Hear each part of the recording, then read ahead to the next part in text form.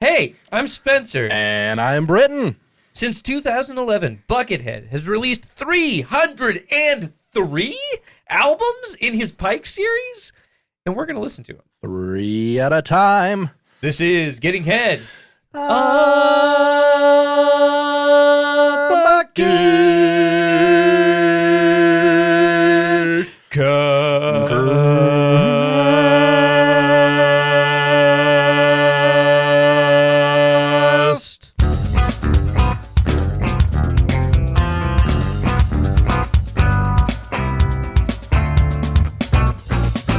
Welcome, ding dongs, bing bongs, ring rangs, tang.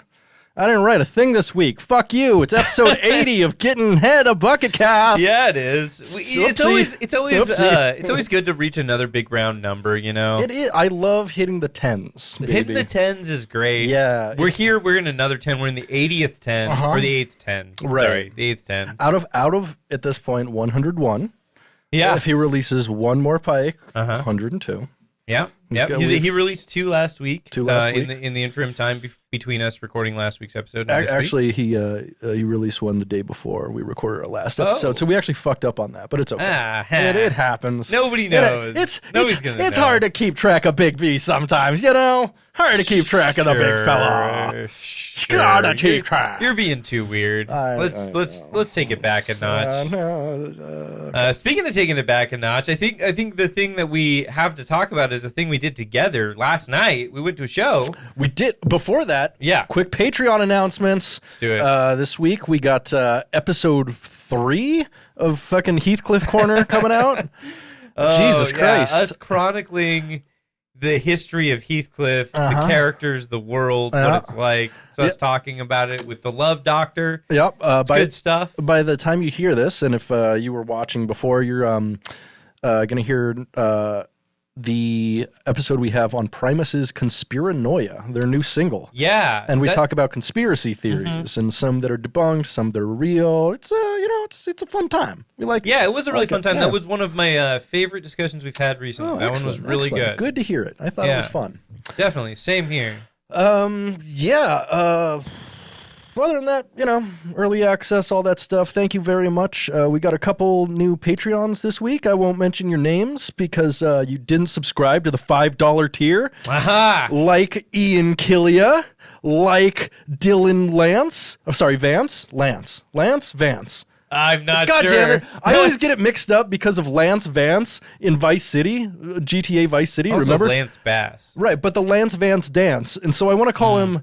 Yeah. Okay, anyway. That's too much, man. You're going too deep. I'll get to it later. Okay. And Dan Morrison. Thank you all so much. Thanks so much. Yeah. We appreciate it. Yeah. But yeah, we did go to a show together. We went to a fucking show. We went to a technical death metal show. Yeah, this is one I've been talking about. I mentioned it on the show months ago. Yeah. I think when we were talking about their album even. Maybe. Yeah, so we an album we talked about at our like album of the year discussion last year was Archspire's Breathe the Future. Bleed the Future. Breathe the... if you like just sent them like Breathe the Future, they'd probably get a good laugh out of it. They're funny guys. I'm sure somebody they're very funny guys. They are funny guys. Like they're a jokey metal band that happens to be one of the most technically proficient bands to ever exist. Yeah, they're really impressive. They're insane. But before we get to them, there was a whole show. So this is Tech Trek 5. Yes. So it's a bunch of technical bands touring together. The opening band, I didn't catch what their name even was. I think they were a local band. I'm not entirely we heard them. sure. They were kind of like old school death metal sounding, and I was like, nah. They sounded to me like 2005, like kind of scene stuff. Okay. I don't know, like deathcore-ish stuff. Well, I didn't listen to him too much. Yeah, I was like, neither. I'm going to go hang out with Brit in the bar. Yeah, I kind of heard them through the other room. So. Yeah. We went to the worst venue in Seattle, a.k.a. El Corazon. Which we have talked about before, the place where everyone can see you taking a shit at all times. Yeah, and the bar is in a separate fucking room from the... Except for the other bar that you can't see the stage from, and you can't get good sound at. Yeah, no, it's that place is a mess. But anyways, this was a big show. There were a lot of people attending. So we started watching the show with the first touring band, Vulvodynia. True. And Okay, I don't want to talk too much shit because, like, hey, this is the first night of the tour. Like, I assume, stuff happens. I imagine they're probably a pretty good band on recording. I didn't listen to them on recording either, but I bet they are. But they all seemed like they were good musicians. They're competent musicians, especially like the two guitarists on the far left and the far right were really good. The bassist didn't impress me much. The drummer did not hit nearly hard enough for the music they were playing. Or perhaps it was just very poorly mixed. Oh, it was also really poorly mixed. But like, okay, but the mix was awful. Like it was atrocious. So bad. I was like confused watching it. I was like, I can't hear what's happening. No, like none of this makes sense. Also, the kick and snare are super loud, but like I can't hear any other drums. But it was like there was no bass in the kick at all. Yeah, the only bass they had in any of their sound was the bass drops they had that just made their shit sound like mud when they did it. Yeah, it sounded which was really, often. Yeah, they did like 3 bass drops a song. Yeah, there were a lot of bass drops, which bass drops are cool. They can be cool. They can be cool. Fucking Cryptopsy has a bass drop. But also, like, this band was fucking confounding. Okay, so check this out. Let me paint a picture for you. Yeah. So, band sets up, and they were setting up for a long time. It was about 20 minutes. Their setup was super long. At least, yeah. So they set up for a really long time, and then out come 3 guitar players. All of them playing more than 6 strings. Yes. So I believe at least one of them was playing an 8-string. I think it was 2 8s and a 7. I think so. I think you're right. The 2 guys on the left and the right had matching guitars. Yeah. I think they were the same guitar. And then the other guitar player, I think, was playing a 7-string. Yeah. But, yeah, so they have, like, these 3 guitar players, and they also have a bassist. The bassist is playing a dingwall with a pick. And a 5-string dingwall. 5-string dingwall with a pick. And so it was like, I was confused already. I was like, what the fuck tuning are they doing if that dude's playing a 5-string and you got 8 strings in... Confusing. The fuck is going on? Okay, whatever, no hate. But then, like, the band, it takes them a really long time to set up. They set up, it's 3 guitar players, a bassist, a drummer, and a vocalist come out on stage, and they play one song. Yeah. And then the vocalist runs off stage. Leaves. Just leaves. And then they play the rest of their set with pre-recorded vocals and no vocalist. And I was so fucking confused. As it turns out, the vocalist guy was actually the vocalist from Inferi. Yeah, who's very good. Who's very fucking good. But it was like, the way they did it was so confusing. Like, I didn't hear him say anything about it to the crowd. Like, hey, I'm just here for a song, or like... Or like, thanks for letting me play with y'all. Here's I'm gonna leave it to you. Yeah, he just like left the stage. Yeah. And then like the rest of their song had like just backing vocal tracks. Yeah. And occasionally one of their guitarists would sing. Occasionally, yes. And the guitar player that did the most vocals was the guy on the left, who actually seemed like he was a pretty good vocalist and a good guitar player. A good guitarist. Oh. But like I was so fucking confused. It actually pissed me off. Like, I actually got mad watching that band because I was like, this mix is terrible. I don't understand what this band is doing. Yeah. Like, I can't understand what they're doing because the mix is so bad. But also, like, why are there 3 guitar players? Why was there a guest vocalist for the first song? Like, the crowd didn't seem to get it either because they got the worst reaction from the crowd of any of the bands. Oh, by far. By far. Like, everybody was just kind of, like, standing there nodding, like, confused. There was a little pit most of the time, but it was only like 5 or 10 people. Whereas like the next band, the pit was crazy the whole time. Yeah. No, we'll get to that. But like this band, like it like irritated me watching it because I was just like, what the fuck are they doing? Like, if they're gonna use the pre-recorded vocals, like that's fine. But like, why would they start with the song with the guest? Like, why wouldn't you end with the song with the guest, or like do that in the middle of your set maybe? But like, or really, obviously you have one guy in the band who can do vocals. And you have 3 guitarists and a bassist. In a fucking slam band. Right. And like maybe have the one guitarist who does vocals only play, when he needs to. Yeah. Maybe and sing the rest of the time. Maybe have him do vocals and just guitar solos. Like that's a solve for that problem. That would be awesome. That would be sick actually. Fucking, like Chuck Schuldiner, a lot of the times when like there was crazy complicated stuff, he wouldn't play and he'd just sing and let the other guitarists do it. Because that makes sense. Yeah, it makes sense. And it's chill. Like, it was super confusing, and it was, like, really off-putting, and it made it hard to get into what they were doing. I feel like if they had started off, like, with a little bit better of a mix and, like, with the pre-recorded vocals, I feel like it would have been easier to... Get into it. Like, to get into what they were doing, but, like, it just started off so weird, and, like, wondering where the vocalist went for the next 2 songs was just super distracting. Yeah, so and we just kept on looking at each other like, what happened to that guy? What the fuck is happening? But then he was also manning their merch booth. Yeah. While they were saying it, and he said, I caught. So we walked by while the band was playing. Yeah, and someone was asking for a medium shirt, and I heard him say, I looked at him briefly, I'm like, oh, that's the vocalist from the band? And I heard him say, yeah, once we're done with our set, I'm going to go out to the van and get some more shirts. And I'm like... Okay. So this is your set, but I'm very confused. So I don't know if he's gonna be their vocalist from now on and he's still just learning this stuff or what. Or what. I don't know. It was so weird. So here's my theory behind the whole thing. Okay. This is basically a studio band that's international. Yeah. They say they're South African, but one of their guitarists is from London or something. Yeah. I think this is a band that where maybe 3 or 4 of the guys live near each other.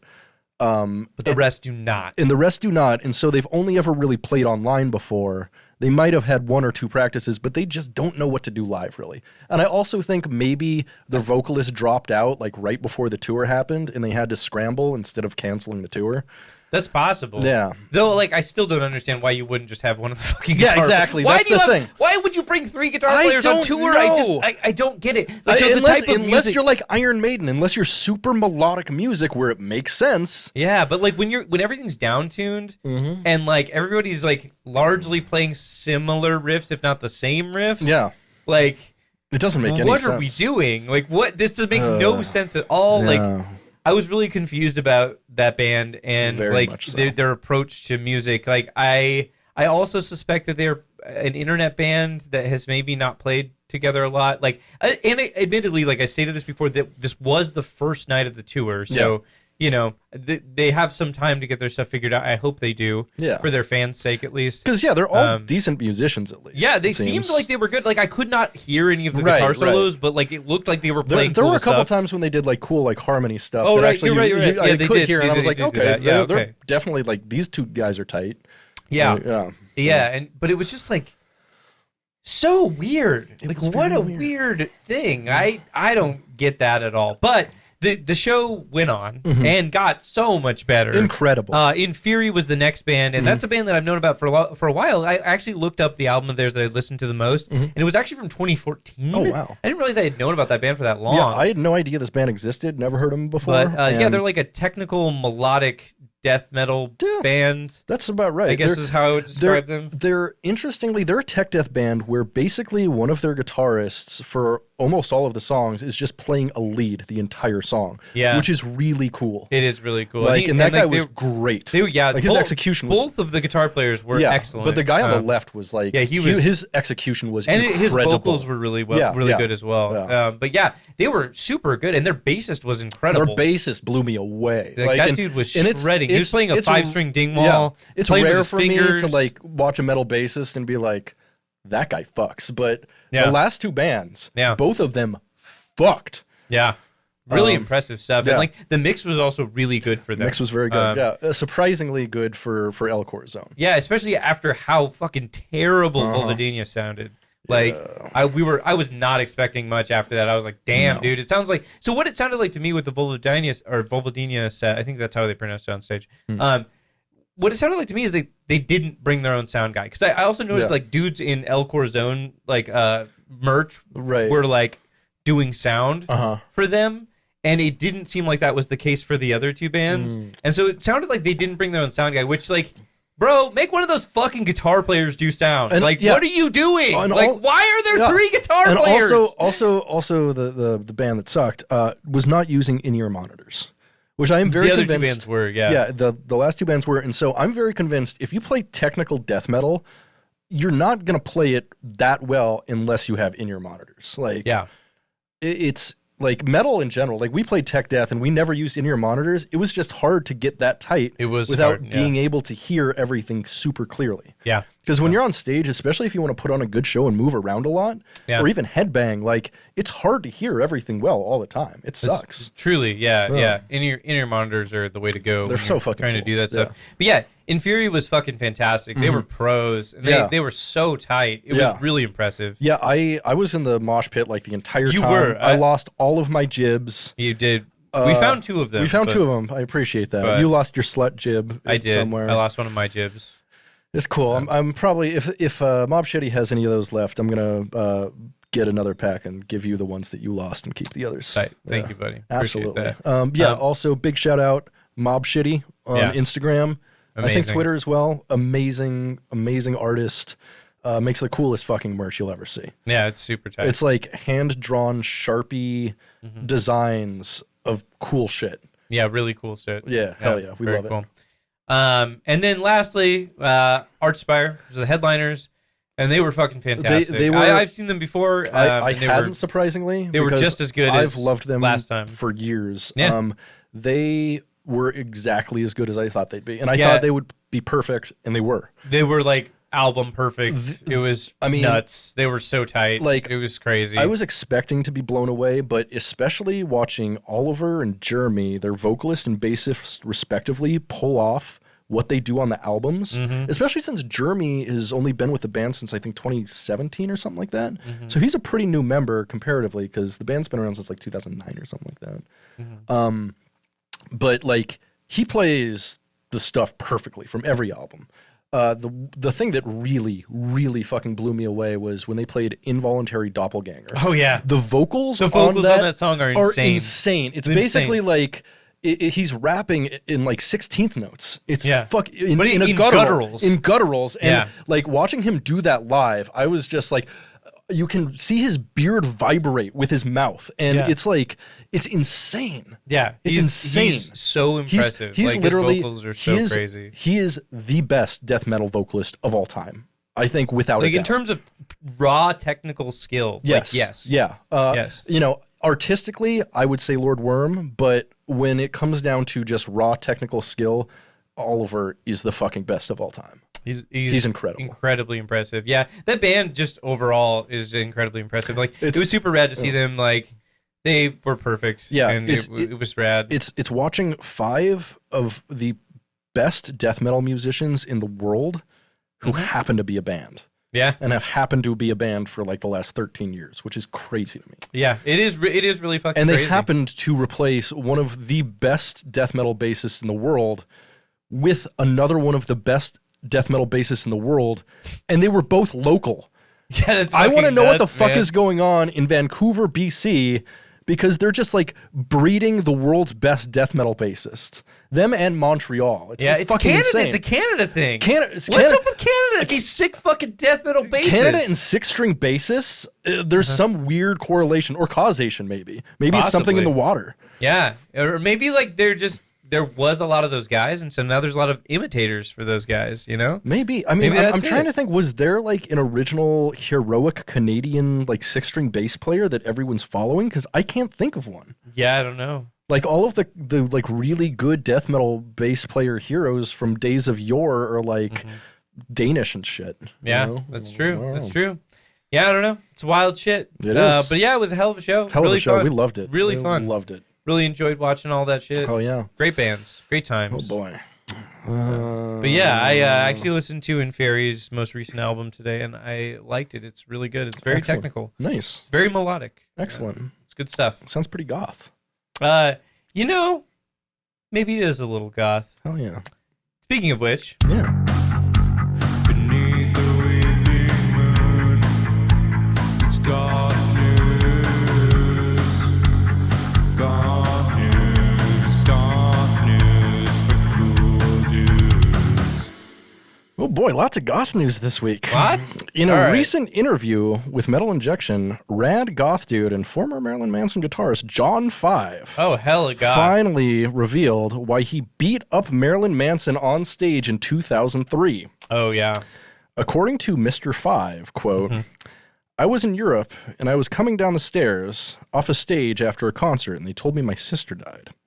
And I was in a state of shock. You just go into a state of shock. And here's the strange thing that happened to me. I didn't sleep for days and days and days. It was just the strangest thing.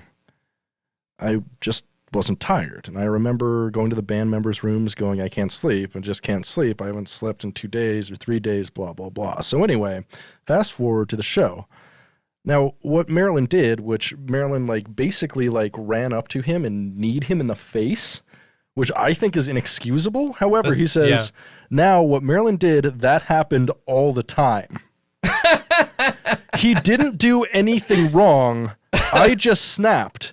It was weird. I went nuts. I didn't even remember. I just snapped. And I feel terrible watching it now because it really was my fault. Damn, dude, that's really heavy. John 5 seems like such a nice person. I know.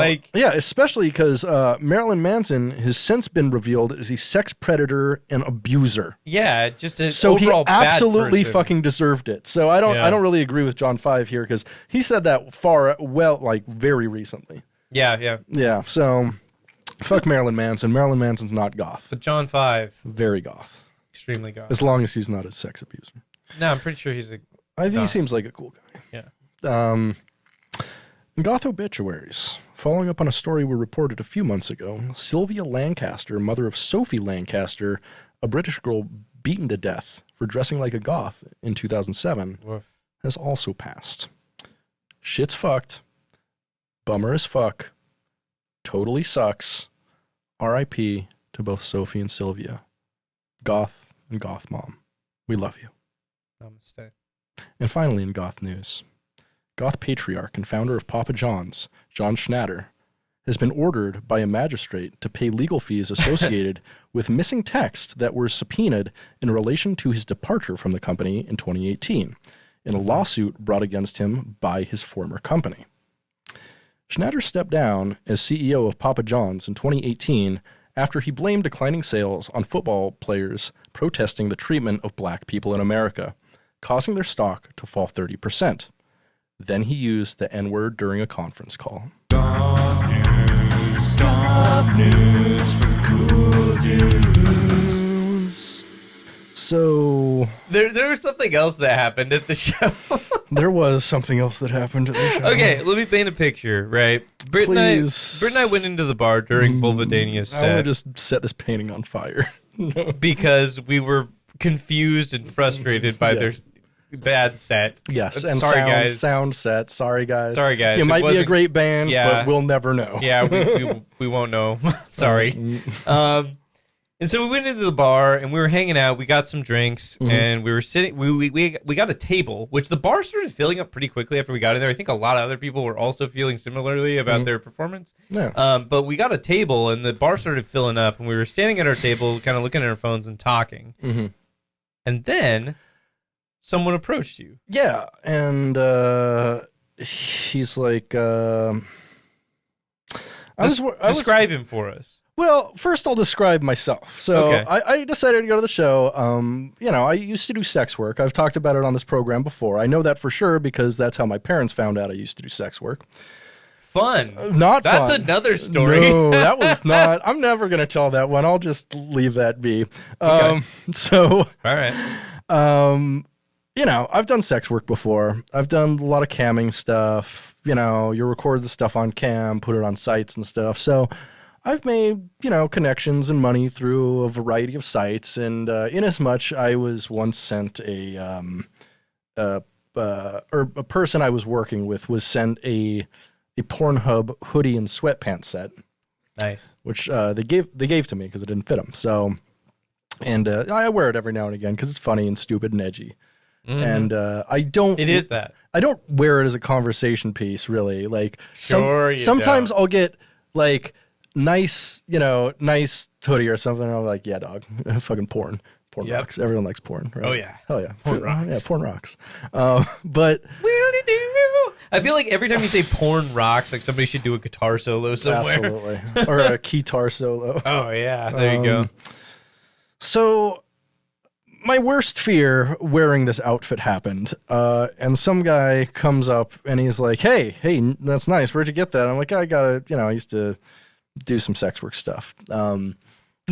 That's not what happened. Yeah. He came up to you and he said, that's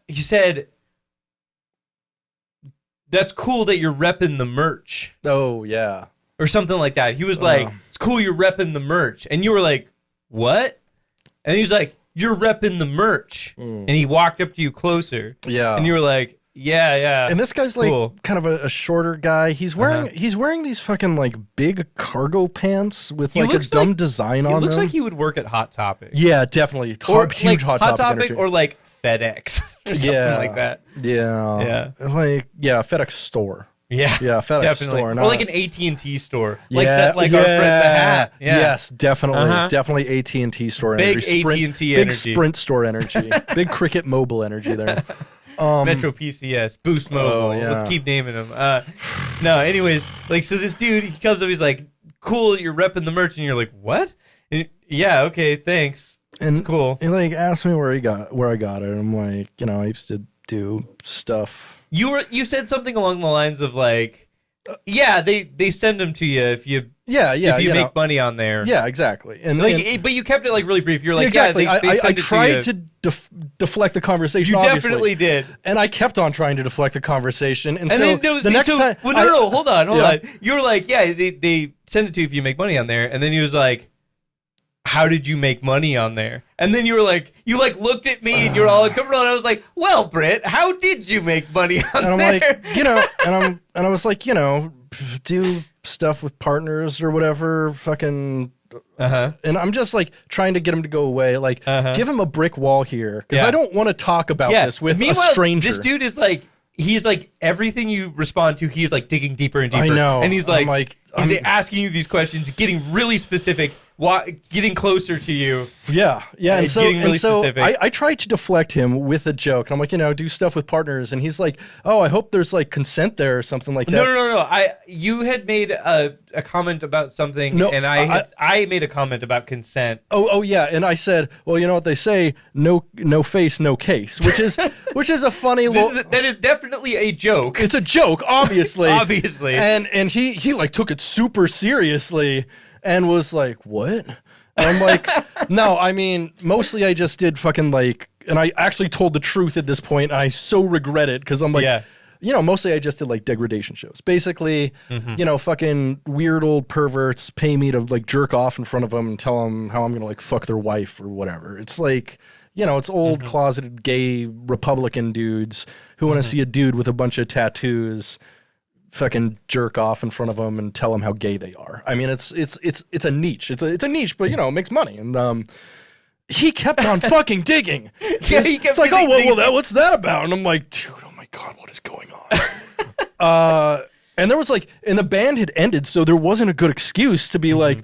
And I still had a drink in my hand that was half done, so I couldn't leave the bar. I couldn't go back to the stage. Like, there was no escaping this guy. Yeah. Like, I could not legitimately escape. So I was just standing there laughing, like, just giggling at everything that's happening, because Britt seems very uncomfortable.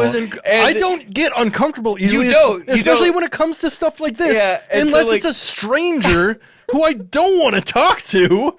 Just constantly egging me. I'm like, dude, come on. Like, dude, it was a weird night for people coming up and talking to us, because like I had people come up and talk to me as well. There was a couple people. Actually, like right before that, there was a guy who came up and talked to us. And he came up and he's like, hey, are you from the internet? Might be a weird question. Yeah. And, he called you out on your fucking name account. And then I introduced myself. I'm like, oh, I'm Doug Vorbis. And he's like, oh. I'm like, oh, that's how I know you don't follow his stories, motherfucker. Yeah, definitely. My face is on his story twice a week, goddammit. That's true. But yeah, it was a weird night for people coming up and talking to us. Another guy like came up and talked to me about Deftones, because I was wearing this Deftones shirt. Two people asked you about Deftones. Oh, that's true. Yeah, two people asked if you were going to the concert, because they wanted to tell you they were going to the concert. Yeah. They cost $200. Yeah, it's really expensive. Yeah. But yeah, this dude kept digging. It was super uncomfortable. It was super funny. I thought it was hilarious, and I was laughing the whole time. I mean, in retrospect, it's a funny story. Then I was Jesus like, all right, Brit, Infurious playing, let's go. And you were like, oh, thank fucking God. Yeah. I'm just like slamming my beer, and it's pouring out of my nose. Like it's just carbonating through my face. Yeah. Pretty good. You love uncomfortable strangers. We hate uncomfortable strangers. Yeah. Haven't you heard? You're an uncomfortable stranger. Yeah. Oh. Haven't you heard? Do you remember that song, Beautiful Stranger, I think it was on the Austin Powers 2, The Spy Who Shagged Me soundtrack? Right. I want to say that sounds right. Yeah, that sounds about right. Maybe the first one, I'm not sure. My brother owned the first Austin Powers soundtrack and played it until it disintegrated. That's so cool. No, it's not. The only thing uncooler is how much he played the Drew Carey Show soundtrack. To the point where I can sing word for word both of the theme songs to the Drew Carey Show. Wow. Yeah, Moon Over Parma and Cleveland Rocks. Wow. Look at you. Ohio. You've got the knowledge. Speaking of the knowledge, would you be willing to hit us with a bucket fact? I would love to hit us with a bucket fact. Bucket fact, bucket fact, bucket fact, bucket fact, bucket fact, bucket fact, bucket fact, bucket fact, bucket fact. Today, we're going to talk about perhaps Buckethead's shortest-lived project, Moonraker. Oh. Moonraker is a one-night, one-show band comprised of Buckethead, vocalist Mike Patton, and DJ Flair. Nice. Buckethead has been familiar with Mike Patton for a long time, going back into the late 80s or early 90s. The Deli Creeps opened up for Patton's band, Mr. Bungle, several times in San Francisco.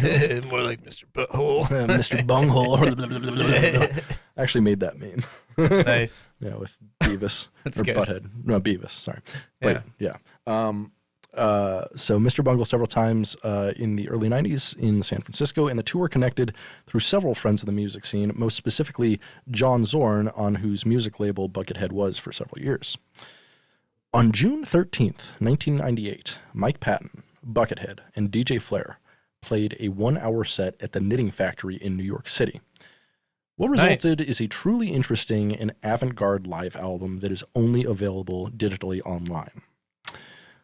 Bucket is especially effects-laden on this project, and Mike Patton plays electronics himself, as well as handling heavily effects-laden vocal duties, while DJ Flair does scratching, sets beats, and generally does really cool DJ stuff. Buckethead, unfortunately, would never collaborate with Mike Patton again, but he would work with DJ Flair on some stuff with his project with Brian Mantilla, El Stew. I'm not going to lie, this album is a bit of a challenging listen. Tell me why.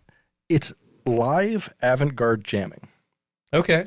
That sounds difficult. Between an avant-garde vocalist, an avant-garde guitarist, and the guy who played turntables for Third Eye Blind. That's awesome. That's dumb and awesome. I love it. This gave me an idea. What about an Avant Olive Garden? Ooh, I like that a lot. Right? It's like there might be unlimited soup and breadsticks. Think about it. Yeah. Yeah. Let us know what you come up with. Yeah. I mean, free soup, salad, and breadsticks, but a salad could really be anything, right? Oh, a salad is anything that... Okay, It's a mix of anything. A salad is a mix of things in With a a bowl dressing. with a dressing. Yeah. That's all a salad is. Hell yeah. You know, and that can be anything. Fucking egg salad, potato salad. You got A cucumber salad. I love a great cucumber salad. Love It's a cucumber my favorite salad. shit, man. With a bunch of dill and shit. Oh my god, hell yeah. There's so many goddamn chicken salad, tuna salad, Cobb salad. Oh, Cobb salad is like the oldest man shit. I remember when I used to have when I worked at Whole Foods, I was running their fresh pack operation, which is like all the stuff on like the refrigerator wall or whatever. Totally. So you like buy to go. Yeah. The grab and go. Yeah. And so like, you know, I was in charge of like all the pre-made salads and stuff and like menu setting and whatever. And my boss at the time, who was the dumbest motherfucker I ever worked with, this guy named Farron Lining, who is the densest, dumbest piece of shit that I've ever fucking met in my life. Please tell me why. I gotta know. This dude was just like, I mean, first off, he was a piece of shit motherfucker. Yes, like, I several of my friends that worked at Whole Foods before transferred to the store. And what he did is he would offer them a job, and they would assume, because they've been working for the company for several years, that they'd come in and have the same wage.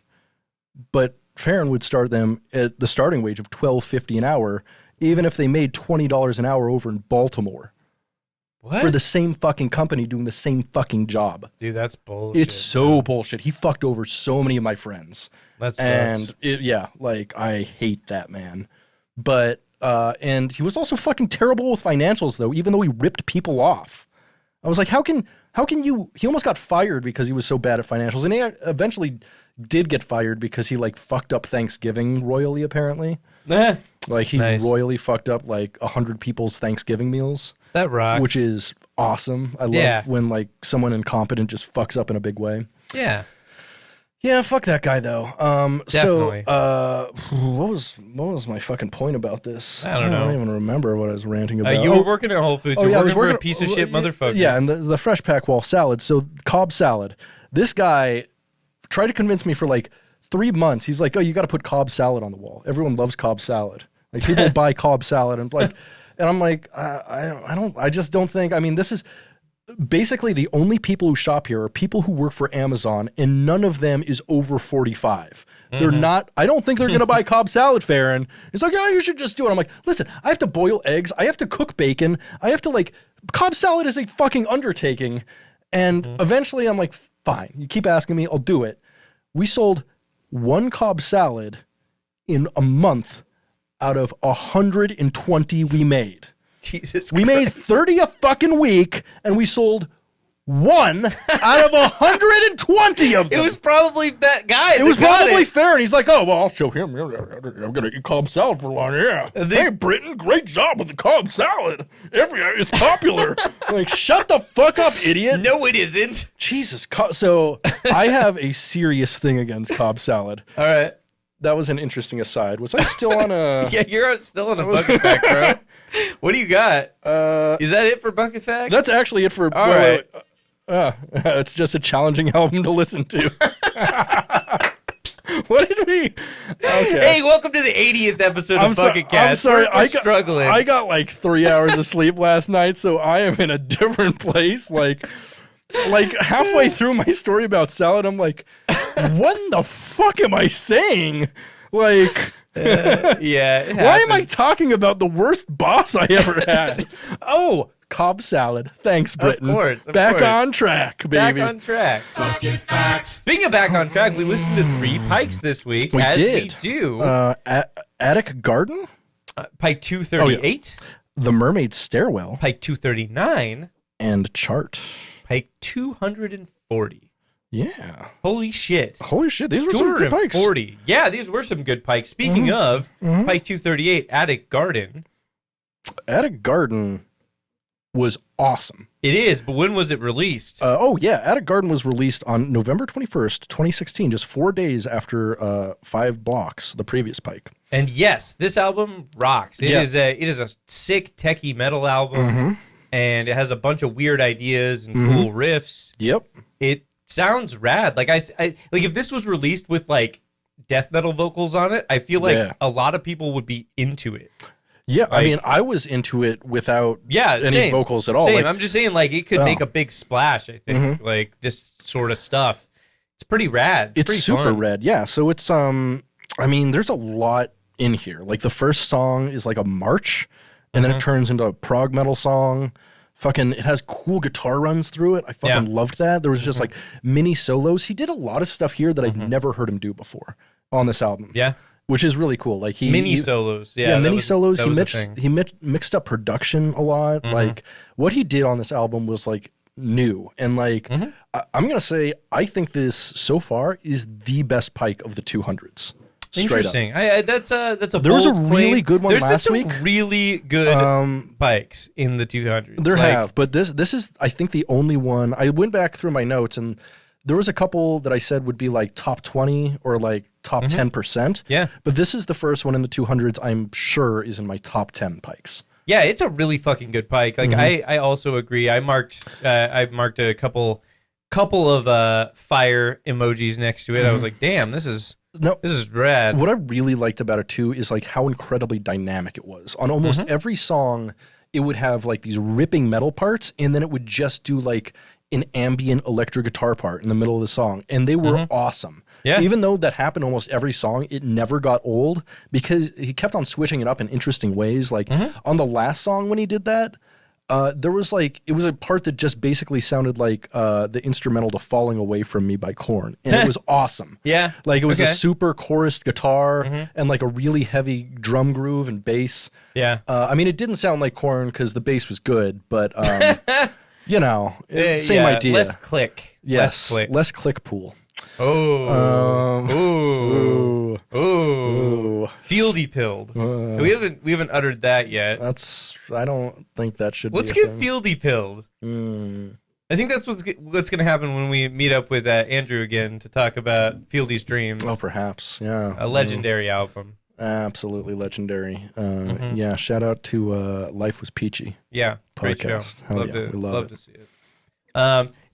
This pike is great. I don't think there's a lot of really interesting discussion to come from us gushing about it. It's good. You should listen to it. Yeah, especially if you want to listen to the pikes. It's one of the best pikes. One of the best pikes. It's 30 minutes and 18 seconds long. It's perfect.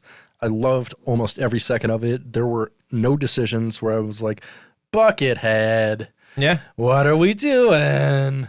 It was, it fucked. It straight up fucked. Okay, so speaking of fucked or not fucked or something like that, what misconception you had as a teenager is this album? Oh, that's an interesting question. I know, right? Because I think we were all wrong about some things. Oh, you know what?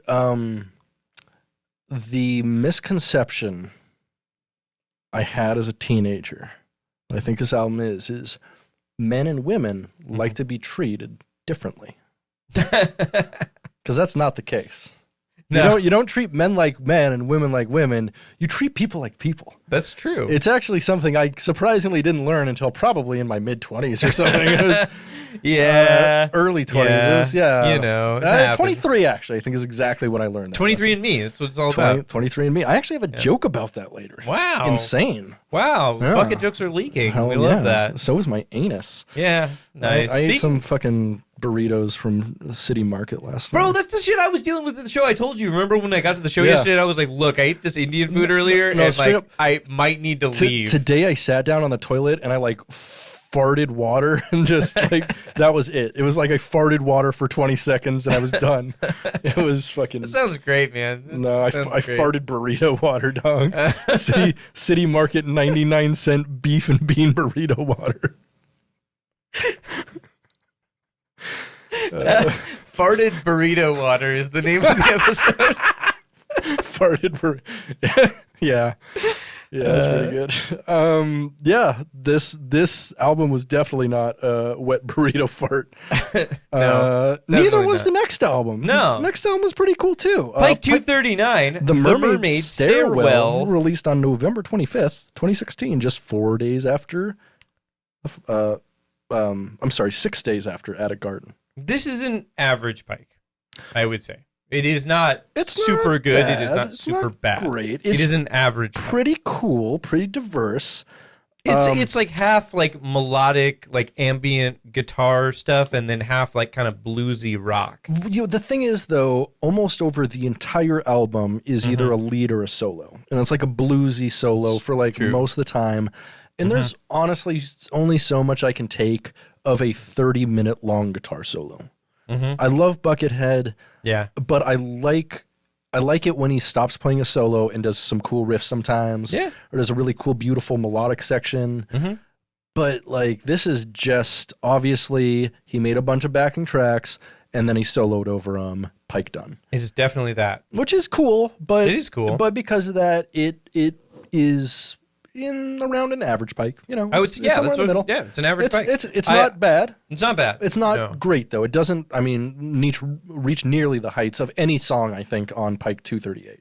I mean, the thing to keep in mind when we're discussing this sort of stuff here, our taste in the pikes, we prefer the more experimental, the more technical, absolutely, the more riffy ones. Right. And I say definitely, there's a pike for everybody. This is true. This pike is for someone. I don't think it's for us, but I do think it's a solid average pike. Right. It is good. It is not in the bad list by any means. Right. No, we're not of exactly the same mindset as Jordan Vine, where Buckethead is infallible. He has made bad pikes, straight up.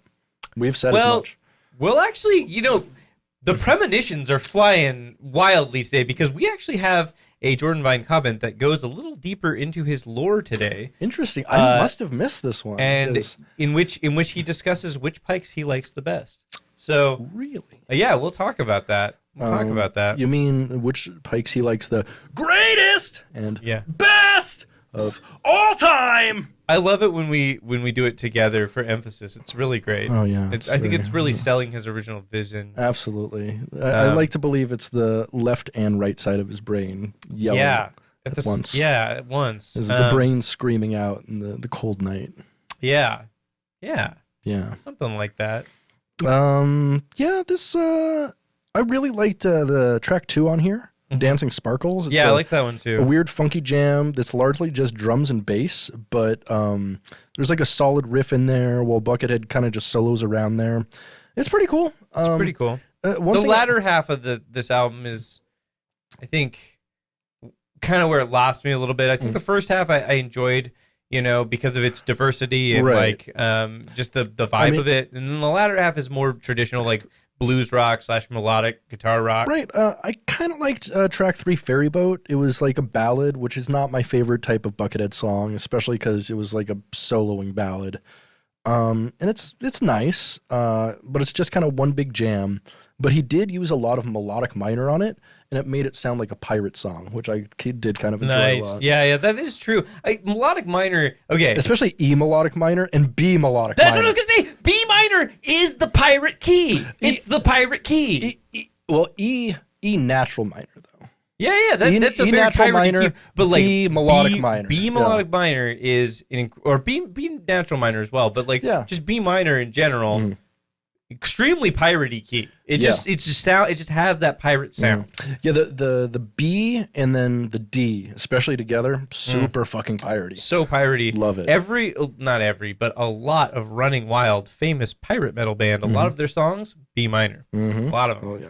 I imagine the rest are E minor or maybe A major. Yeah, I could see that. Yeah. I don't know, but definitely E minor, definitely. Yeah. It's pretty good. I mean, let's ask some weird questions about this one. Sure. What do you got? What annoying to wash dish is this album? Or dish or utensil or tool? Gosh. I mean, it's not quite as annoying as I'd say like a whisk. I think it's a matcha whisk specifically. Are those the really small ones? No, those are the ones that are like the little wooden ones. Yeah. Oh yeah. Yeah, they're difficult to wash, but they're not super difficult. They're just really fragile. Or maybe so one of those really weird careful. like ball whisks. You know what I'm talking about? Oh yeah. I fucking hate those things. Yeah, those things suck, the bar ones. Yeah, those are dog shit. Hate them. Yeah, I think a whisk, but also there are other annoying to wash dishes like if you have like a food processor, washing the blades for that is always really annoying. Right. Yeah. I get that. Yeah.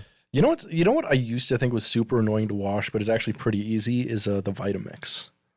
Yeah. If you rinse it out right after you use it, it's pretty easy. That's the thing. And that's what you're supposed to do is you're not even supposed to like rinse it in the sink or anything. You're supposed to put hot water in it, put a drop of soap, and just put it on its highest setting.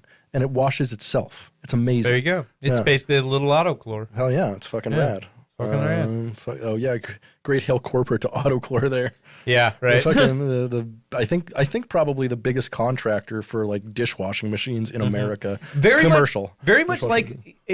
I almost brought this up during the McDonald's ice cream conversation, but Auto-Cholr is much in the same way. If you're not familiar with what an Auto-Cholr is, it's basically like the commercial dishwasher that everyone uses. And so the newest one, I don't know if you know about this at all, but they do have kind of a thing where their soaps will only hook up to their machines now. Oh yeah, yeah. I mean, you can make it work. You can make it work. I've made it work. Let me just say, but I mean, yes, their technology is getting way better to where it's almost impossible now. Yeah, that sucks. Like Auto-Cholr is one of those things where like if you work in a restaurant, the Auto-Cholr goes down. You're fucked. You're fucked. You have to get one of the dudes to come out to fix it. Like you have to. There's not really a way around it. Yep. And it's a whole thing. Yeah. Auto-Cholr. Fuck Auto-Cholr. Yeah. Terrible company. I mean, the machines themselves though are tight. Some of them are great. Some of them, I mean, it's just like it's cool to wash dishes that fast. It like, is. I love pretty fucking fast ass dishwasher. They're really fast. That is really fun. But yeah. Oh yeah. That's what I got. You got another question? Let's do another question. What do you got? Another question from Mermaid Stairwell? Yeah. What the fuck would a mermaid stairwell be? Oh, that's like, does the okay? I gotta ask a question here. Do mermaids have pussies? I mean, they gotta piss somehow, right? Fish piss, right? Don't fish piss? Do fish piss? I don't know. I don't think fish piss. Wow, do they? we are way out of our depth here. Hey Siri, do fish piss? Do fish piss? Fish have kidneys which produce urine containing ammonium, phosphorus, urea, and nitrous waste. Yeah, fish piss. Wow, fish piss. So I was thinking like maybe it's like the part of the scales that lead down to the genital area.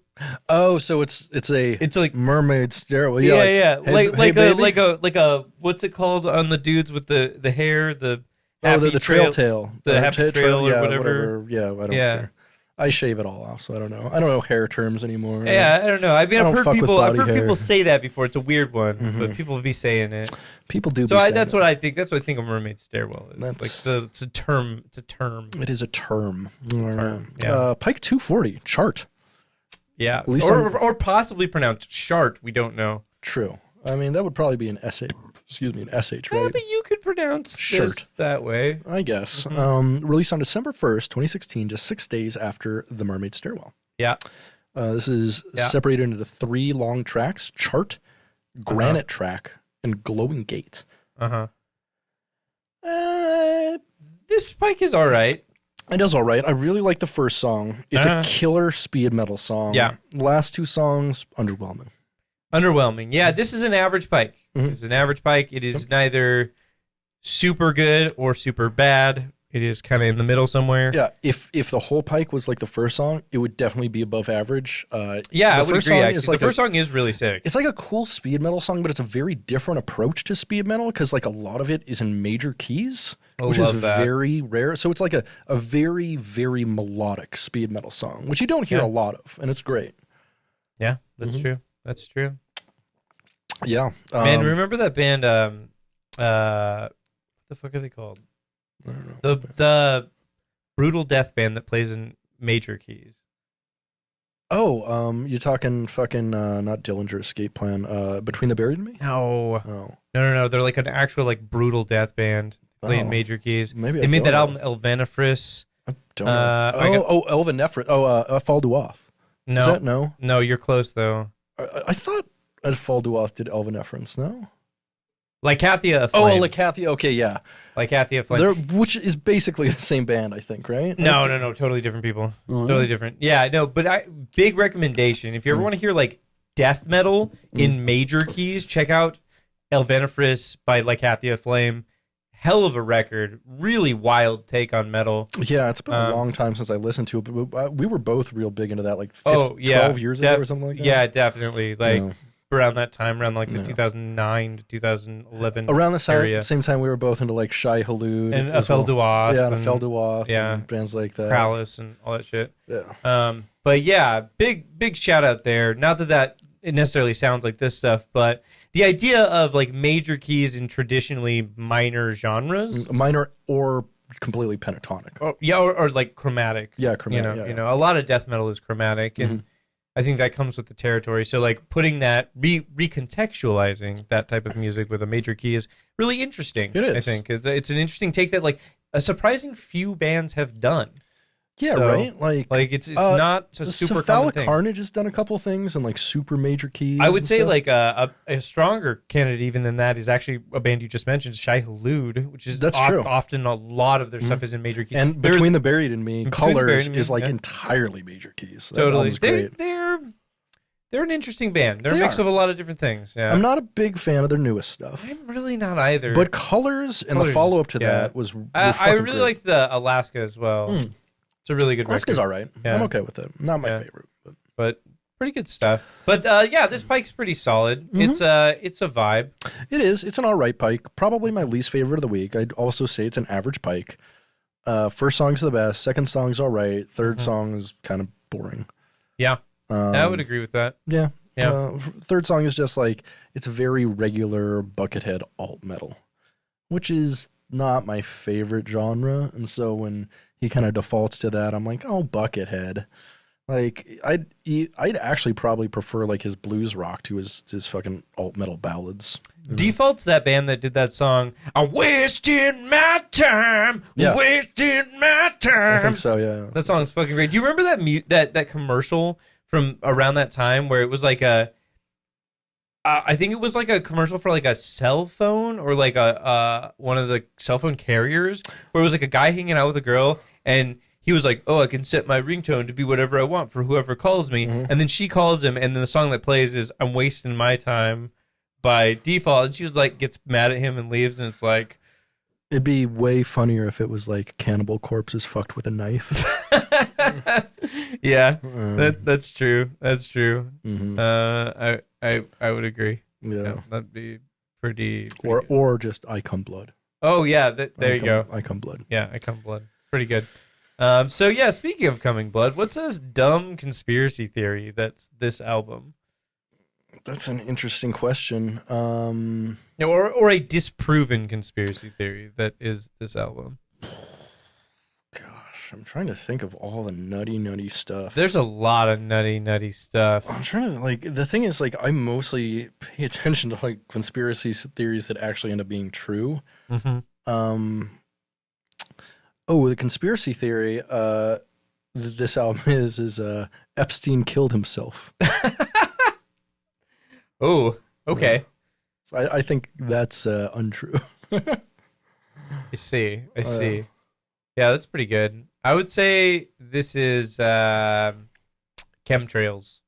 Chemtrails are funny. Chemtrails are very funny. It lacks an understanding of like anything, like like the most basic scientific knowledge we've had for like 80 years now. Yeah. Like it's some fuddy-duddy bullshit. Chemtrails are super funny. Super funny. Yeah, people that believe in chemtrails are... Dude, it's... Oh, you know what this album also is? This is the... fluoride. Fluoride is funny too. Fluoride is funny too. But no, this is the conspiracy that when it snowed in Texas, that the snow that was landing in Texas was not, in fact, real snow because it didn't burn or something like that. People were like trying to burn snow or something. It was very dumb. A bunch of people thought the snow was fake snow. I don't know. It was a whole thing. It was very stupid, though. Wow. Yeah. People are stupid. Yeah. Brit, people are stupid. What's if this album chart was an infographic chart, what would it be explaining to you? Some kind of liberal BS that I'd probably skip through. Yeah, like how much Bill Clinton didn't rape women. Whoa. What? Okay. That's liberal BS because he's a rapist. Okay. I don't know anything about that. No, he's definitely. I mean, there's way too many like allegations, independent allegations against him, and like also he was a friend of Epstein's and shit. Like he's been to the island multiple times. Oh yeah, Jack says we have to go back. Oh, oh my god! Wow. Britt, would you kindly accompany me on a journey? You know I do nothing kindly, but I will accompany you. Thank you, Britt. Let's go on a journey into the Bucket Void. Statements from the Bucket Void. Bucket Void. Oh my god. Oh my god. We're here. We're here. Wow, look at that. We're at the part of the show where we talk about weird YouTube BS. Stuff Brit. and things. Stuff and things. Things and stuff. Stuff and things. Thong song. Yeah, I was just gonna say that for some reason. I hate that we both thought of when we said thongs together. We're like thong song. Yeah, thong Cisco, songs. thank you. Speaking of thong song, YouTube user Vic Boss says 4 years ago, Buckethead makes smoking weed better. I don't disagree. I don't disagree. I mean, how could one disagree? One improves the other, definitely. Like, definitely. They are a good partnership for sure. Yeah, I would say, yeah. Great partnership between Getting Head of Bucketcast and Weed and Buckethead. I would agree with all of that. Great triangulation. So let's get some important shit out of the way here. A bit of development for one of the YouTube commenters we talk about sometimes. Oh, which YouTube one's user Frankensensed drops some knowledge about who they are. Quote, I am a university professor. One of my students walked into my critical thinking class and asked, who's that? I said, Buckethead. I do not believe that this person is a history professor. A university professor. I think presumably for critical thinking, he would be a philosophy professor. Or perhaps ethics. I don't believe that. I have difficulty believing it, but at the same time, a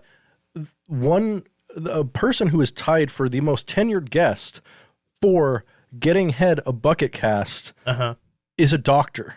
That's true. And a university professor. That's true. Crazier things have happened, Spencer. Crazier things have happened. Crazier things have happened. And speaking of crazier things, YouTube user Johnny Blaze says 3 years ago, those who dislike this have got to lay off the crack or have more. Do something with your life. You're on the wrong track. God, we just got to make a song about this. Like, you don't like Bucket, you're on the wrong track. Smoke more crack. Smoke more crack. Yeah, I love that. Yeah, that's pretty good. Let's go ahead and do that. Johnny Blaze with him, bro. Yeah, Blaze that crack pipe. YouTube user Give Me More Head says 1 year ago, the shiznit.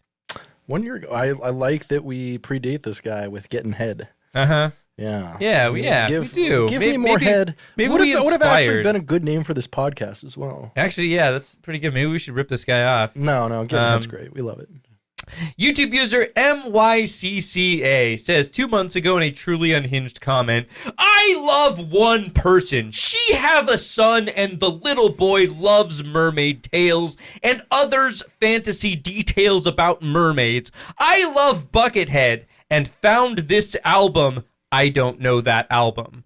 We'll show that for the boy. Ha. Wait, was this a response to something? This was not. What does he mean by, and I found this album, I don't know that album? I have no idea. What the fuck is he going on? I don't, it's like he's responding to someone, but I think he's just responding to a thought he just had to himself. There's a lot of that in Buckethead YouTube. A lot of people responding to their own brains.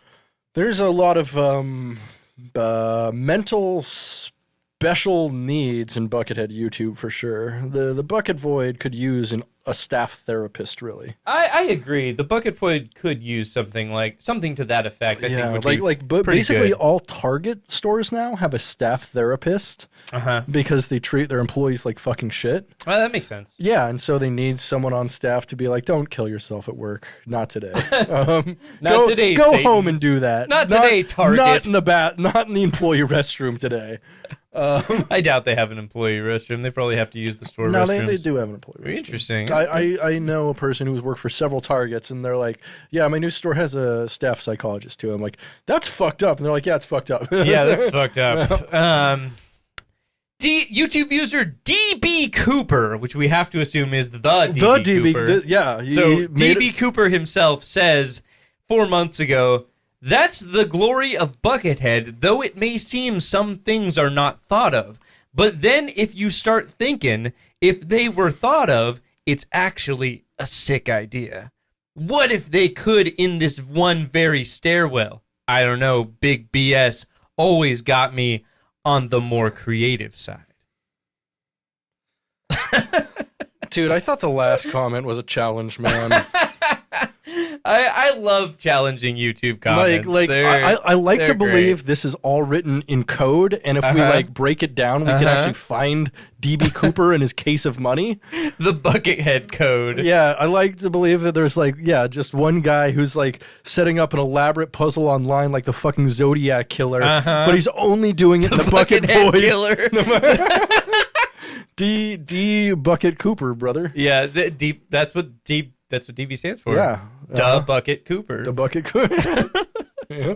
the coop is the chicken coop. Yeah, obviously. There you obviously. go. Hello. Yeah. Hello, people. Yeah. Hello. Fuck yeah. YouTube user Benamra Bassnett says 5 years ago, it's 5 a.m. in Nepal and was woken up by the tune of his unknown song and found this beauty and am mesmerized. Buckethead exists and that's why there is a god. Hell yeah, Benamra. Fucking, we love our Nepalese friends. Isn't Ayush in Nepal right now? Is that right? Former guest Ayush? I believe he lives in India. He but did live in India, but was Nepal. living in Nepal now, I think. Or Is what he something said like on that, our podcast. Yeah. But anyway, Nepal, fucking lovely. We love Nepal. But that's why the Buckethead exists, and that's why there is God. Yeah, I agree. That's a really important statement. I think that I mean, probably onto something. I think in a way, like, you can justify the existence of God with like any life, you know, in that like God is a greater collective consciousness or a greater collective being. Well, beyond our understanding. You know, there was a lot of talk about God this week. Oh, was there? So moving on, YouTube user Brian Hefner says 5 years ago, Buckethead is truly a man who uses every ounce of what God has instilled and blessed him with and doesn't waste 1 second of his life keeping his talents to himself or profiting by them and honors his creator in his work and life. Yeah, I feel like more... Oh, wow, this guy is wearing a suit. Youth group as fuck. Yeah, I think Buckethead actually did profit quite a bit off of his talents and skills because he made a hell of a lot of money like playing for $5 Guns N' million Roses. Yeah, man. Yeah, and no, he licenses his music to video games. He's profited a lot off of his skills. Yeah, like that's why he's famous, and that's fine. That's why he gets to make music for a living. Yeah, that's awesome. Right? Good, like, fucking good for him. Rad. It's perfect. We love it. Also, God doesn't exist. Shut up. Like that's dumb. But moving on. No. One more thing. All right. He doesn't use every ounce of what God instilled and blessed him with. He uses every fucking gram, baby. Blah, blah, blah, blah, blah, blah, blah, blah, blah. You know what I'm saying? YouTube user Ben S. says 4 years ago in a response, well stated, sir. I consider Bucket to be a warrior / protector of the light, taking all the world's negativity and evil and exorcising those demons the only way he knows how. Sound. Thank you, Bucket, for being the Jedi that's actually real and fighting for the light. We will drink to you in the halls for eternity. He's like this. One thing I really hate about dorky metalheads is their religion is just all of the nerdy cultures they like. Yeah. And so this guy's religion is obviously Star Wars and Destiny. Destiny is the Halls of Eternity. Is that a Destiny thing? No, but the light is a big Destiny thing. Okay, well, that's also maybe like the light side of the Force. Could be. But also the Halls of Eternity, I'm thinking are like a Valhalla type thing. Yeah. So this guy obviously listens to Amon Amarth. Oh, definitely. And watches way too much Star Wars. He likes all of the new Star Wars movies. Ugh. Yeah. Gross. Yep. Definitely. Sorry.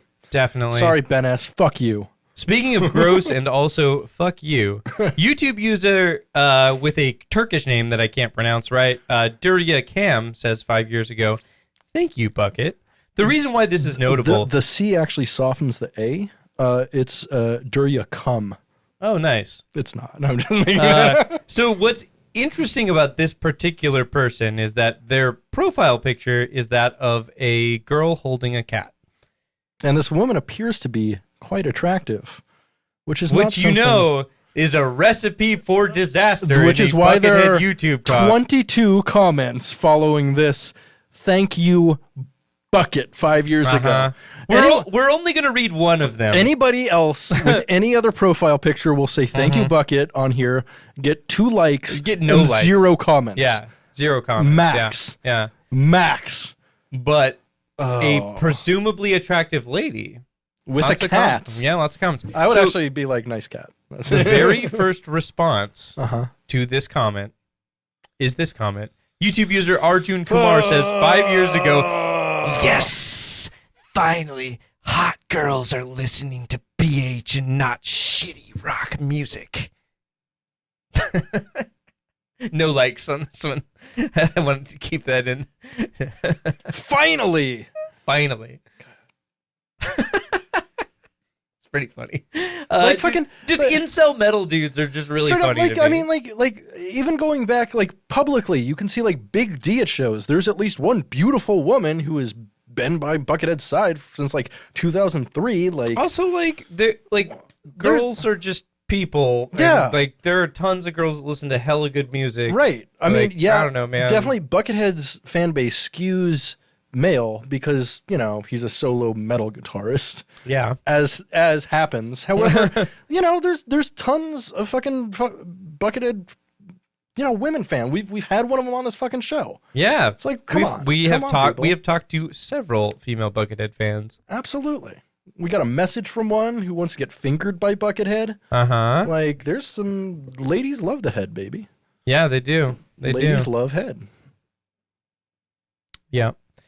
Speaking of love and head, YouTube user Black Sheep Geologist 405 says fuck? 1 year ago, Mount Shasta, squaring of the circle, and now this.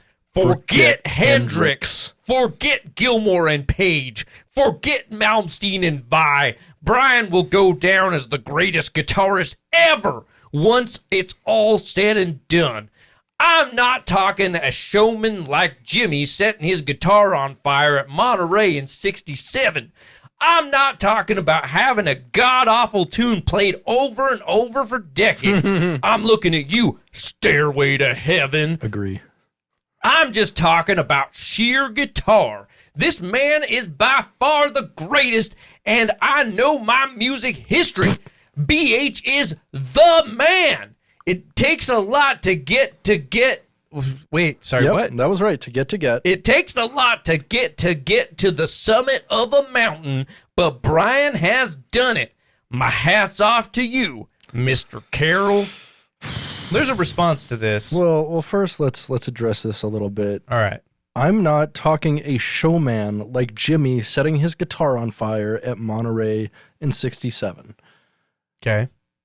Buckethead is absolutely a showman. Definitely. He does fucking nunchuck routines in the middle of his And the sets. robot. And the robot. Yeah. How do you And he not... gives out toys and does a puppet show. It's like a whole thing. He's all about the live experience. He's absolutely a fucking showman. Yeah, he doesn't set his guitar on fire, but that's because each of his guitars is worth $6,000 and they don't make it anymore. Also, like, ranking guitar players against each other is a dumb thing. It is. Like Buckethead is a great guitar player. Jimi Hendrix is a fucking great guitar they're player. doing entirely separate entirely things. different shit. Fucking Jimi Hendrix played in an era where string gauge, like it was harder to play guitar straight up because like fucking strings were like heavier by default. The string tension was harder to play with, like, and so it was harder to be a Buckethead like virtuoso. Like we've come far in technology, which has informed the music and vice versa. Yeah, definitely. And so comparing artists that played more than 20 years apart here. In any sort of recording is ridiculous to me. I agree. Especially when, you know, Jimi Hendrix became a big guitar player less than 20 years after the invention of the electric guitar. Yeah, which is pretty amazing. I think to put that in perspective. I want to say he was born before Leo Fender made his first electric guitar, which is crazy to me. Yeah. Right? I think so. Oh. Yeah. Pretty wild stuff. So the response to this, Conan the Librarian says 8 months ago, I love Bucket too, but don't go shitting on those others. They're all legends that you named. And there's a lot more to Zepp than Stairway to Heaven. Educate yourself. Okay, so, I mean, yeah, I agree. Don't go shitting on those legends, except for Jimmy Page. Yeah, except for Jimmy Page. He deserves to be... Fuck Jimmy Page. Yeah, fuck Jimmy Page. He's a pedophile and a child sex trafficker. Yeah. He sex trafficked a 15-year-old in like 1974. Super creepy. He kidnapped her. Like, go and look this up on Google. He actually kidnapped her. He was like forceful and he's like, get in the car and shit like that. He's like, he is a fucked up, terrible person and nobody should like him. And personally, I don't He's think a sloppy that great of guitarist, too. guitar He's a player. sloppy I don't think guitarist. he's that good. Yeah. He's a better producer than he is a guitarist. Yeah, straight up. And he's like, I mean, yeah, he's influential guitar, but like, you know, Jimmy was better. Like, if we're actually comparing, Jimmy was better. If we're actually comparing, yeah. YouTube user Wasted Opportunity says 3 years ago, oh shit, bears! Okay. I don't. He's in a gay bar and he's like, whoa, oops. Oops. Yeah. I get where I am now. Mm-hmm. Okay. I've been it. there before. Like, I went to Diesel before. I'm like, oh, this looks kind of fun. Oh, shit. I wear a lot of fucking, like, Diesel clothing, and I get in there, I'm like, oh, shit, bears. Exactly.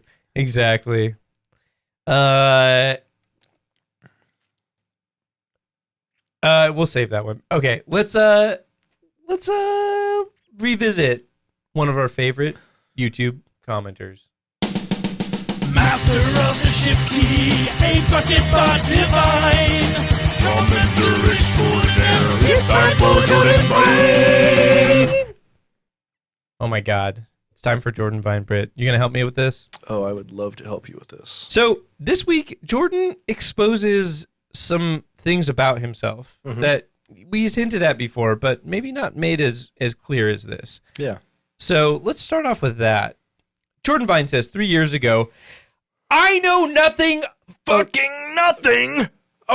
guitar playing because I'm not a musician. I just fucking love the guitar as an instrument, but only when it's Buckethead playing. He knows nothing about the guitar. That's fine. He doesn't need to. Yeah, it's fine. Jordan Vine says 3 years ago, beautiful and sensational. Well, that's no fucking surprise, is it? It's Buckethead. Everything he puts his musical brain, his solo stuff, I mean, to, is phenomenal and fucking awesome. Love that. I love that comment. I love the musical brain part. Musical brain. Musical brain. He's got a musical brain for his musical Musical Brain's a sick Pike title. Yeah, it's a sick band name, honestly. Musical Brain. Sounds a little too proggy, I think. Well, it's definitely a prog band, for sure. We're going to skip that one. Jordan Vine says 4 years ago, Buckethead is better than any other human being to ever to have ever picked up one. No one is better than Buckethead. People can have their own opinions to who is the best guitarist in the world, but I believe and know it's no one else but Buckethead. So I like this comment because he usually uses the caps to actually emphasize words. Yeah. But like people, this one was hard. People can have their own opinions. Like, why is can and own emphasized? I really don't know. I love how he speaks. I hope he speaks like this. I hope this is how he speaks. Like he has Tourette's syndrome? Like, yeah, totally. Okay, so we have two more Jordan Vine comments. One is a really long one. One's a shorter one. Okay. Let's get into it. Oh, yeah. Jordan Vine says 4 years ago, the music is way too good to moan your face off about it. This Pike is not as good as that one. Or, she should do more of this and more of that. He can't please everybody. He doesn't expect everybody to like everything. There'll be tracks / pikes you like or even love and some you don't like. Of course, people are entitled to their opinion. Of course they are, but I'm just sick and tired of seeing comments of people moaning, groaning, and complaining. Just enjoy the phenomenal, amazing, and world-class music like I am. Gorgeous. Wow. Gorgeous. Love so that. Passionate. So passionate. He just has the fire. Like Yeah. no one has the fire like Jordan. He has, you know what? You know what he does? He unleashes the fucking fury. He unleashes the fucking fury. Like Yngwie Malmsteen. He The fucking unleashes fury. the fucking fury. Not The just fucking fury. Not just to flight attendants on airplanes. No. To everybody. To everybody. To all of The Buckethead fucking YouTube. Fury. The fucking fury. Love that. Lastly, in the Jordan Vine section at least, Jordan Vine says, 4 years ago, and people comparing pikes to Other Pikes, for fuck's sake, I love the music too much to compare things, or to moan, whinge, and whine. I don't care what he does, I know I'll love it, but I'm not a big fan of his fast metal stuff. But everything else I pretty much like. What? I know. Excuse This me? is like a bombshell. Honestly. Jordan Vine is not a fan of his fast metal stuff. Which has got to be like 10% of his entire output. I know. Almost. Like, It's he does a lot of fast metal heavy. stuff. This is heavy stuff. I don't know how to deal with this, man. Like, this is breaking my Jordan Vine worldview. This is breaking my Benjamin. Oh, wow. Yeah. Yeah. Wow. Yeah. Is Breaking Benjamin about spending a $100 bill on a small purchase? Yes. Okay.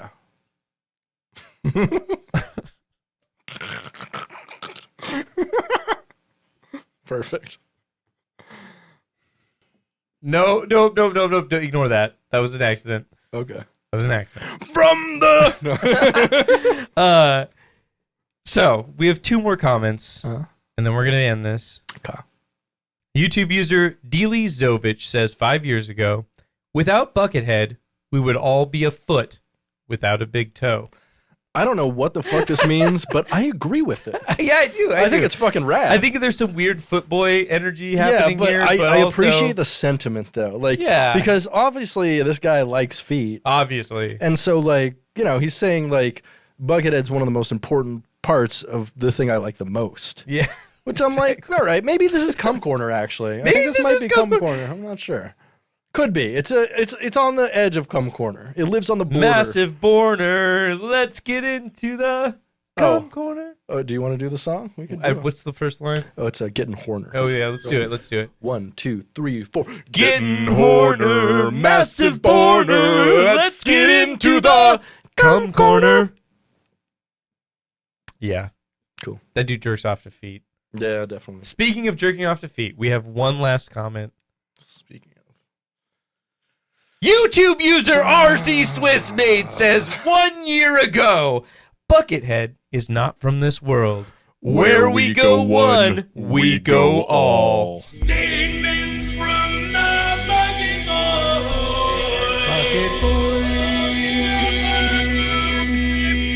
So, I want to say you claimed earlier RC Swissmade doesn't leave the same comment every time. Correct. He's left that specific comment several times.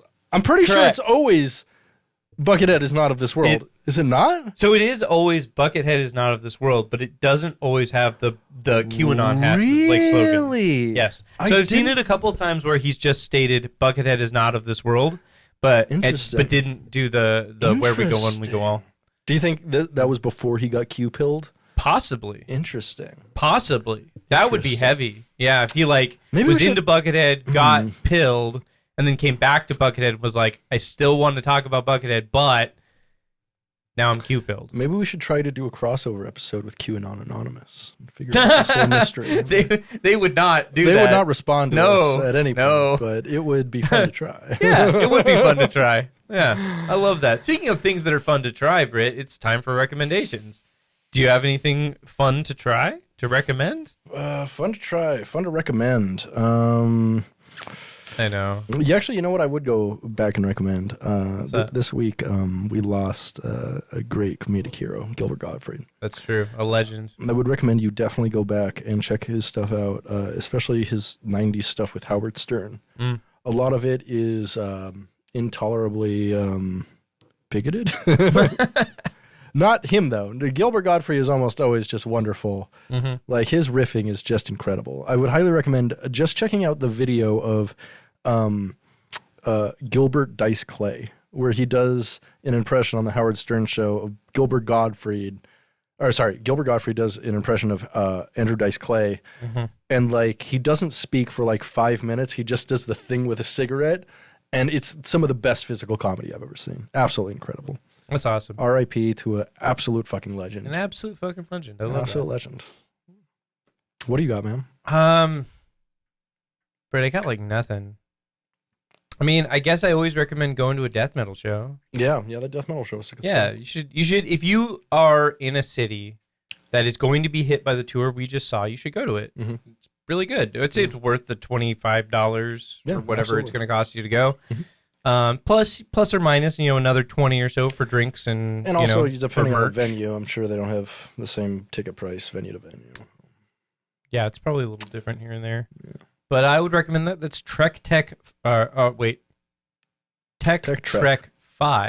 Just like Star Trek 5, but better, actually. Better than Star Trek 5, believe it or not. Yeah, wow. The Star Trek 5 is such a great Star Trek film.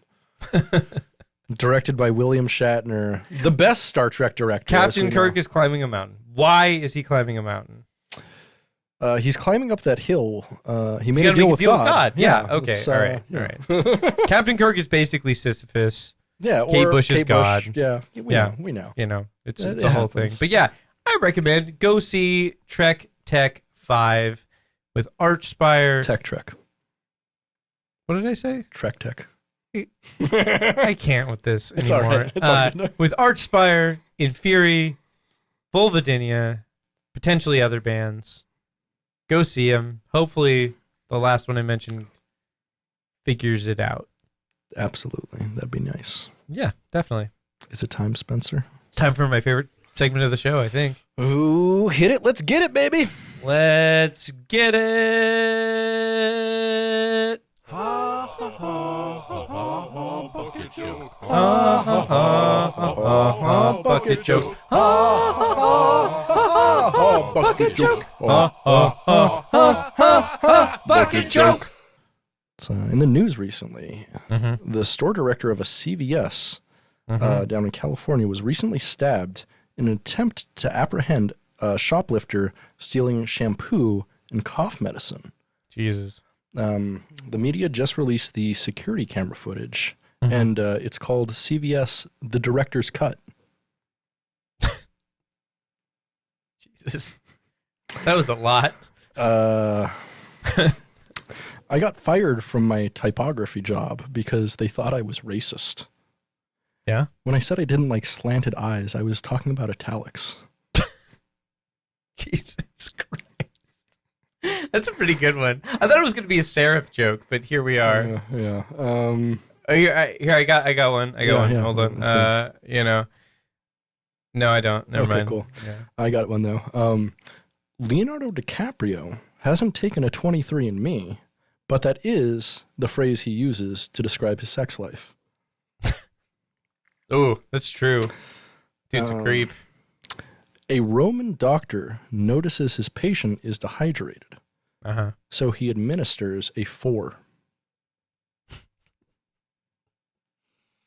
That's a Roman numerals joke. I got it. Yeah.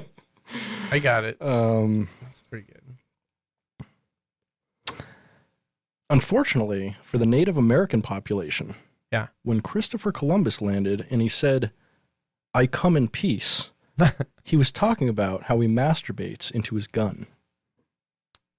Oof. Yeah, probably. I would believe it. My mom used to accuse me of being a potty mouth whenever I used profanity, which in retrospect was a pretty fucking kinky idea to plant in my head. Uh-oh.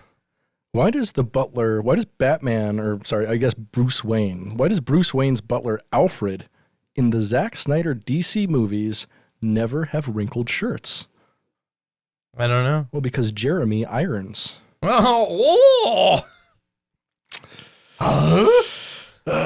Says a lot about America's crumbling infrastructure that the only rail system that travels to all 50 states is the Grand Funk Railroad. That's pretty good. You know, the only microplastics I let my girlfriend put in her body is a 1-to-1 scale dildo of my penis. Nice. Was Tim Allen called Buzz Lightyear in Toy Story in reference to getting buzzed on coke, getting caught with 1.4 pounds of it, and getting a light amount of years when he snitched? It's a great question. He got light years, baby. He got did. some real light years. Yeah. And Buzz Lightyear would be a great name for a sex toy. It actually would, wouldn't it? Yeah. Oh, yeah. Oh, actually, you know what? A great name for a beer would be Buzz Light Beer. Yeah, it would. Right? That'd be super good. Yeah. And finally, I'm going to end on this one as a tribute to a comedic hero of mine, Gilbert Gottfried, who died this week. Gilbert will go down in history, much like Jim Jones, in that he will be remembered for some of the worst punchlines in history. That's pretty good. It's pretty good. Bucket joke. All right. Well, we made it to the very end. We have one more thing to do. Yeah, we do. I'm gonna text you mine. I'm gonna text you mine.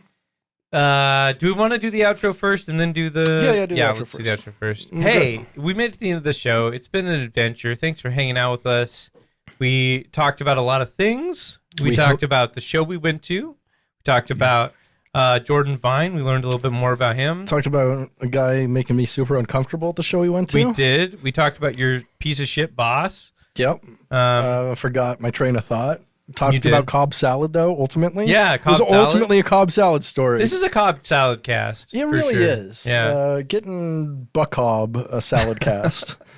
Yeah, basically. But anyways, I hope you have a lovely week, everyone. I've been Britton. And I've been Spencer. You've been listening to Gettin' Head. A Bucketcast. Stay greasy, Bucketheads. Namaste.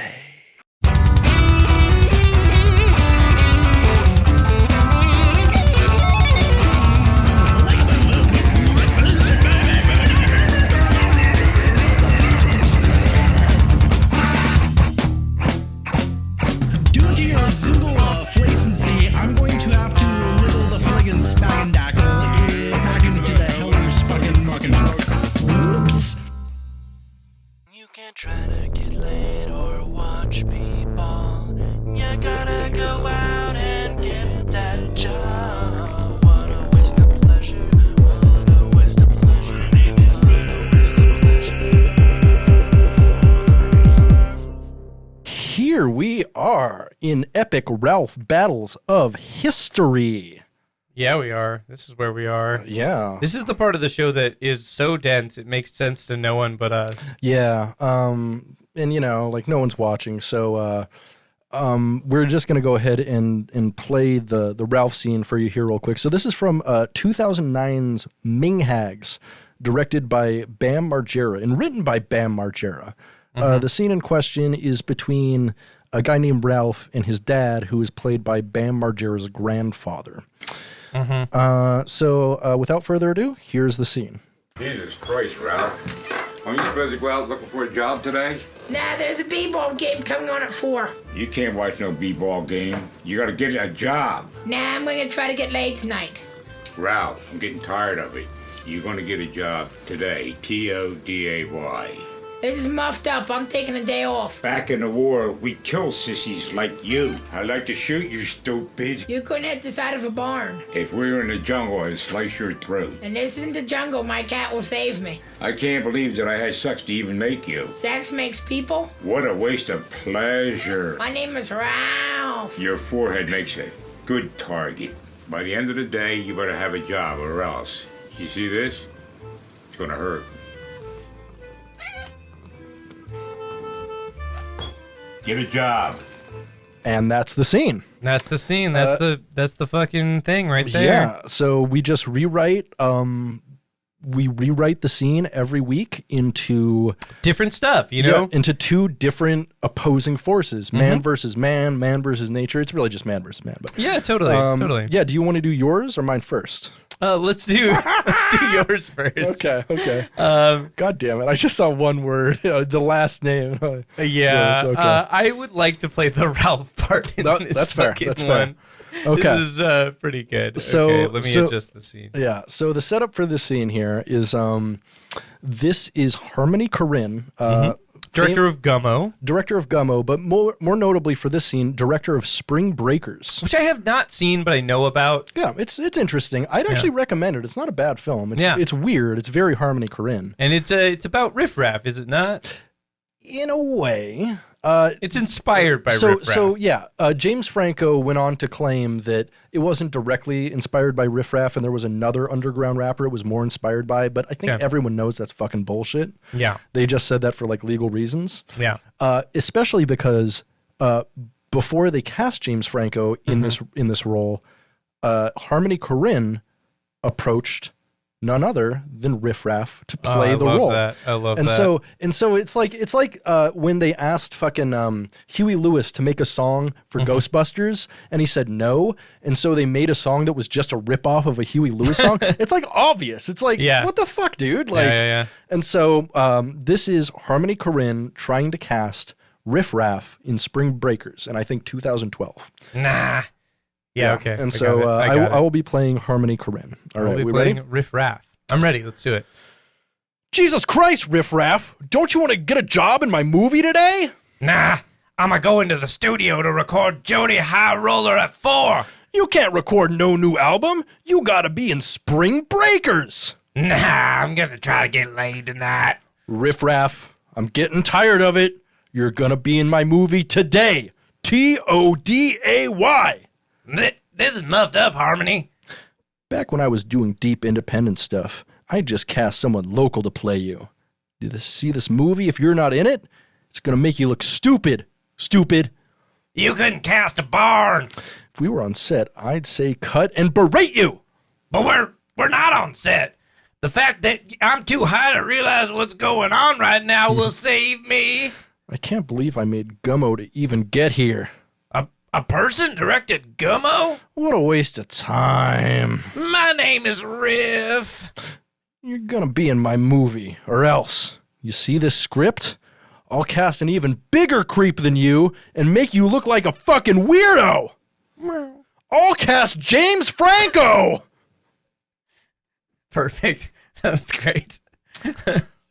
I love that, Brit. Thank you. Excellent. Let's switch roles for this next one. I would love to play the Ralph for this. So my scene is in reference to something we talk about a lot on the podcast in Goth News, but that is Papa John Schnatter talking to a representative. Excuse me, Goth Patriarch Papa John Schnatter talking to a representative of the board, the chairman, the board of directors for Papa John's. Beautiful. And yeah, that's it. Yeah, go for it. You know what he did. Whenever you're ready. Jesus Christ, Papa John Schnatter. You can't say the N-word on a conference call. The day of reckoning starts at 4. You can't predict no day of reckoning. You gotta stop being publicly racist. Nah, I'm gonna double down on the idea that NFL players protesting police treatment of black Americans is somehow hurting our pizza company. Papa, I'm getting tired of it. You're gonna stop making the company look bad today. Today. This is muffed up. I'm gonna stress eat 40 pizzas in 30 days. Back at corporate, we fire racists like you. I'd like to make you think about the dumb shit you've said, stupid. You couldn't make me think about pizza. If we were at the office, I'd fire you right now. Well, this isn't the office. TikTok will save me. I can't believe you ate 40 of our pizzas in 30 days. Those pizzas were yours? What a waste of better ingredients. My name is Papa John. Your racist ass makes a good target. By the end of the day, you better resign or else. See this statement distancing the company from you? It's gonna hurt. No. Eat something other than pizza. No. That's great. Yeah. There we go. Cool. That's it. We did it. That's our whole cast. The Bye, whole show. everybody. Bye. Bye, pizza pie. Bye, bye, Papa Schnatter. Bye.